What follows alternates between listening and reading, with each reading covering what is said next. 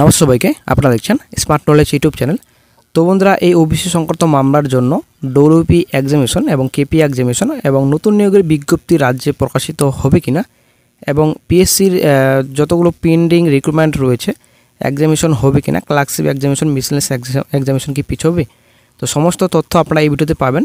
তো হাইকোর্টে যেটা জাজমেন্ট রয়েছে, তো হাইকোর্টের জাজমেন্ট সেটাতে কি মেনশন করা আছে, তো সেটা নিয়ে কিন্তু অনেকের কিন্তু আন্ডারস্ট্যান্ডিং রয়েছে, ঠিক আছে। তো অনেকে কিন্তু ভুল বুঝেছেন, অনেক ভুল বোঝাবুঝির জন্যই কিন্তু আজকে আমাদের এরকম পরিস্থিতি, ঠিক আছে। তো ওবিসির যেটা জাজমেন্ট রয়েছে সেই জাজমেন্টটা আমরা একটু বিস্তারিত দেখে নিই।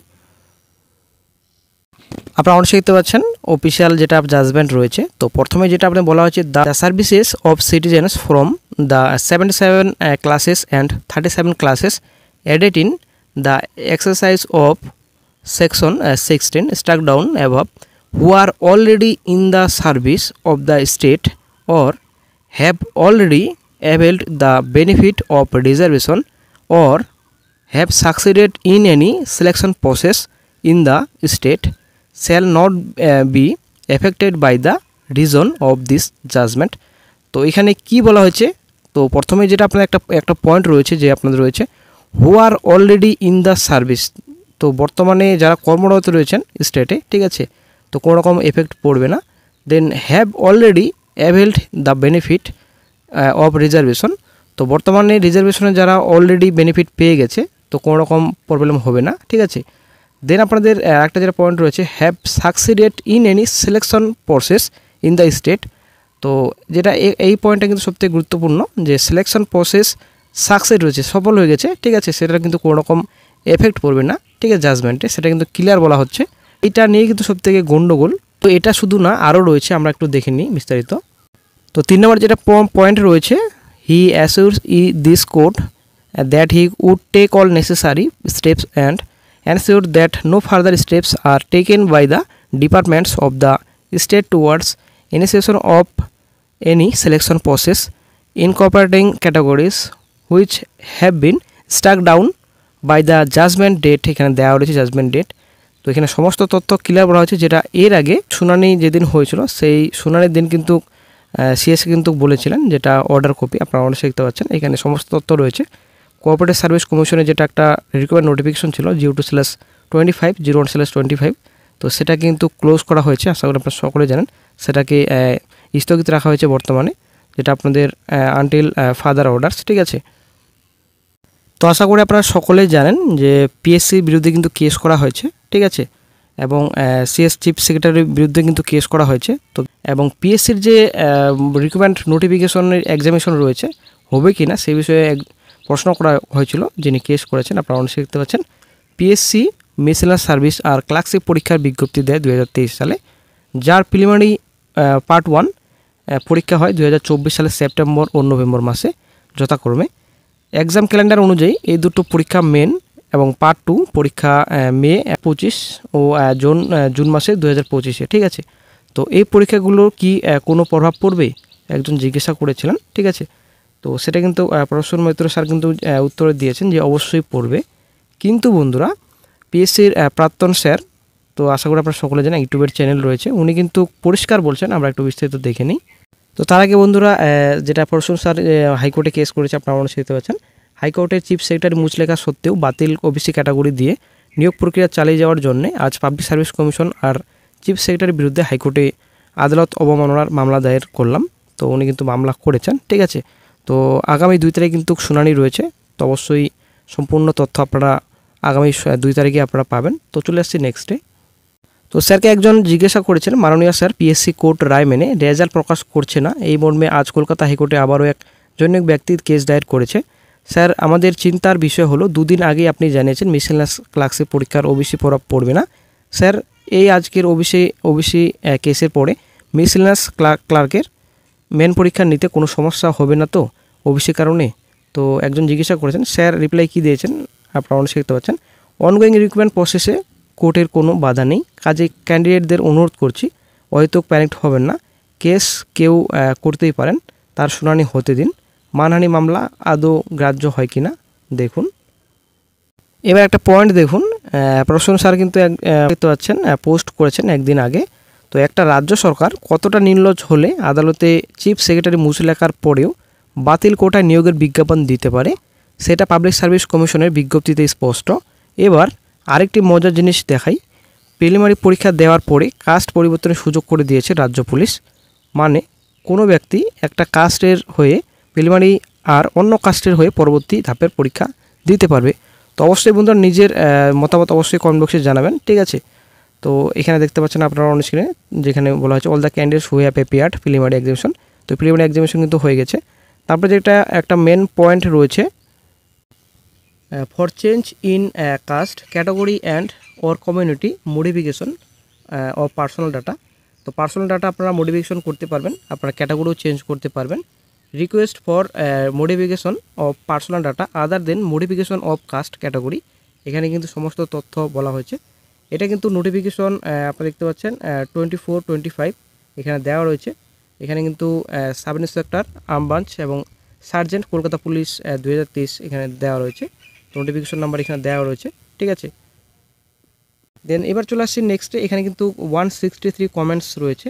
তো 163 কমেন্টসের মধ্যে আমরা একটু বিস্তারিত গুরুত্বপূর্ণ পয়েন্ট দেখে নিচ্ছি। অবশ্যই বন্ধুরা আপনারাও কমেন্ট বক্সে জানাবেন আপনাদের মতামত কি, যে বিজ্ঞপ্তি যদি প্রকাশিত করে ফেলে তো তারপর কাস্ট চেঞ্জ করা যায় কি না, এই বিষয়ে আপনাদের মতামত অবশ্যই আপনারা জানাবেন, ঠিক আছে। তো একজন কমেন্ট করেছেন, আপনারা অনেক দেখতে পাচ্ছেন, ইন্টারভিউয়ের আগে পর্যন্ত কাস্ট চেঞ্জ করা যায়, ঠিক আছে, এটা কিন্তু উনি বলেছেন।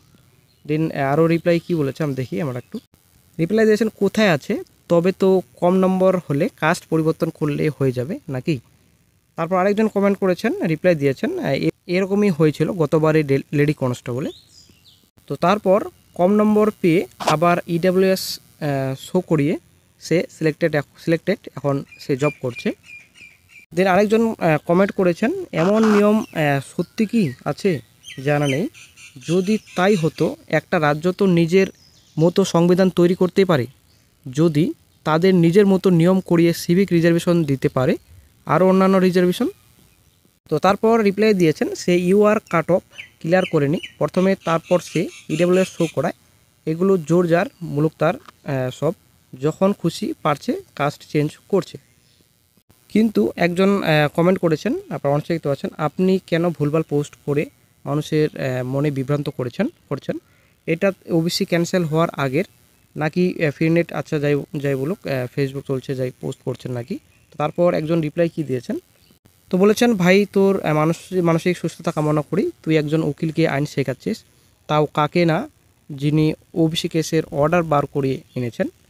তারপর উনি রিপ্লাই দিয়েছেন, আমার মানসিক অবস্থা ঠিক আছে, আপনি আগে ভালো করে চেক আপ করিয়ে আসুন। যে পোস্ট উনি করেছে তো সেটা ওবিসি ক্যান্সেল হওয়ার আগে বের করেছে WPRB, তাই ভাই একটু বুঝে কথা বলুন।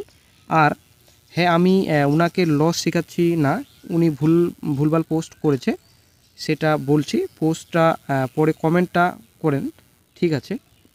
এবার একটা পয়েন্টের কথা বলছি, অনেকেই না জেনে বুঝে ভুলভাল কমেন্ট করছেন। কোর্ট বলেই দিয়েছে নোটিফিকেশন আগের হলেও যদি নিয়োগ প্রক্রিয়া ওবিসি এ মামলার রায়ের পরেও চলে, সেক্ষেত্রে অনগোয়িং নিয়োগ প্রক্রিয়ার উপর হাইকোর্টের নির্দেশ মানতে হবে। নোটিফিকেশনে ওবিসি এ পোস্ট আছে, নিয়োগ প্রক্রিয়া এখনও চললে, যেহেতু রায়দান হয়েছে তাই ওবিসি এ পদ বাতিল হয়ে যাবে। যাই হোক, এবার রিপ্লাই একজন বলেছেন যে বড় যোদ্ধা হয়ে গেছেন নাকি।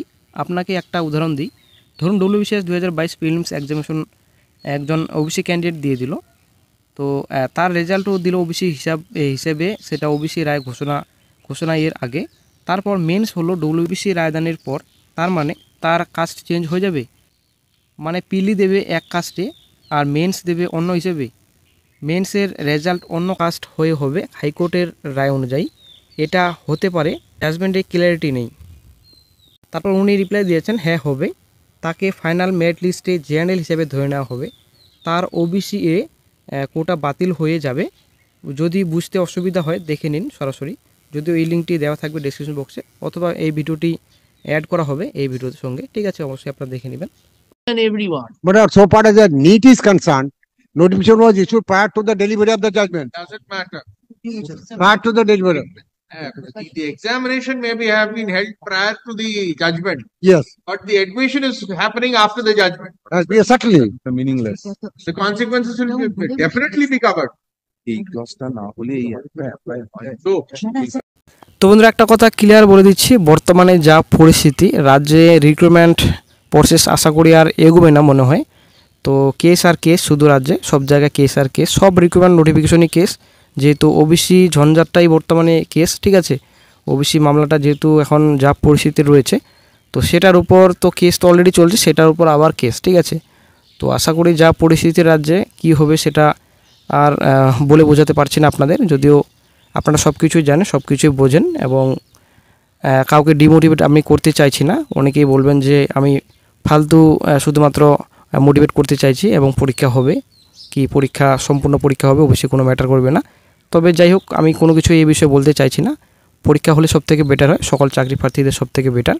কিন্তু রাজ্যে যা পরিস্থিতি কী হবে সেটা আপনারাই ভালো বুঝেন, ঠিক আছে। সমস্ত তথ্য আশা করি আপনারা বুঝতে পারলেন। এই ওবিসি সংক্রান্ত মামলার জন্যই চারদিকে শুধু কমেন্টস আর রিপ্লাই, ঠিক আছে। হাহাকার কিন্তু ছড়িয়ে গেছে ওবিসি সংক্রান্ত মামলার জন্যই। তো ক্লিয়ার কিন্তু হাইকোর্টের জাজমেন্ট কিন্তু বোঝা যাচ্ছে না, এই হচ্ছে একটা মেন পয়েন্ট। হাইকোর্টে যেটা জাজমেন্ট দিয়েছে, অনগোয়িং প্রসেসে কোনো রকম বাধা নেই, কিন্তু অনগোয়িং প্রসেসে কিন্তু বাধা হয়ে দাঁড়াচ্ছে বর্তমানে জাজমেন্টে, ঠিক আছে। তো কী হচ্ছে রাজ্যে সেটা কিন্তু ক্লিয়ার বোঝা যাচ্ছে না। সমীক্ষার উপর তো কেস অলরেডি পড়ে রয়েছে, একটা জনস্বার্থ মামলা করা হয়েছে, আবার বর্তমান পিএসসির বিরুদ্ধে এবং টিএসসির বিরুদ্ধে কেস করা হয়েছে। আশা করি আপনারা ভিডিওটি সম্পূর্ণ যারা দেখলেন, আশা করি সমস্ত তথ্য আপনারা পেয়ে গেছেন। তো যখনই গুরুত্বপূর্ণ আপডেট পাওয়া যাবে তো সঙ্গে সঙ্গে চ্যানেল আপডেট দিয়ে দেওয়া হবে। বেঙ্গল পুলিশ এক্সামিনেশন হবে কিনা, কলকাতা পুলিশ এক্সামিনেশন হবে কিনা, রাজ্যে নতুন নোটিফিকেশন প্রকাশিত হবে কিনা, এবং পিএসসি ক্লার্কশিপ মিসেলাস কী অবস্থায় পরিণত হবে, তো সেটা কিন্তু এখনও ক্লিয়ার নেই। আপনাদের ডিমোটিভেট করতে চাইছি না, ঠিক আছে। আপনারা প্রিপারেশন নিতে থাকুন, যা হবে দেখা যাবে, আপনারা প্রিপারেশন নিতে থাকুন, ঠিক আছে।